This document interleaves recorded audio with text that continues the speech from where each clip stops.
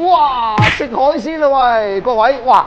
家陣喺珠江新城有位仁兄咧，開咗間3000幾方嘅海鮮火鍋喎。咁樣嘅市道環境下，賺唔賺到錢嘅啦？喂，通哥，喂，我哇，hello，你歡迎啊！多謝，聽講你今日請我食海鮮喎。係啊，我中意食啊！唔好理佢啦，安排試下先啊！嚟，關鍵要睇你出品得唔得㗎啦啊，試下先嚇，先從先生生嘢食嘅先嚇。我冇金哇雕食先。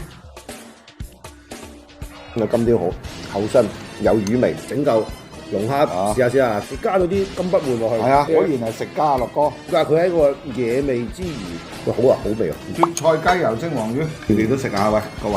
嗱，我食咗第2嚿呢一個脆皮燒雞啊！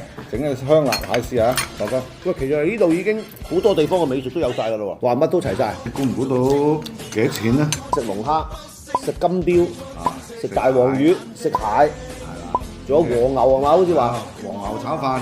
仲有和牛炒飯燒，雞，整個燉湯嚇，西洋菜燉陳腎。 6人份係嘛？喺珠江新城嚟計4嚿水話，人均300-400蚊係起標啦係嘛？應該兩錢都唔使， 2000蚊都唔使1500都唔使，1500都唔使，6個人， 1300八哇好體面喎！咁啊，性價比超高啊！但係所以其實我永遠都覺得咧，雖然經濟環境係下行咗，但係大家對於食嘅要求，因為你嘅胃口包括廣東人有嗰個口味係定咗喺嗰度啊嘛，其實個要求係冇得改變嘅喎。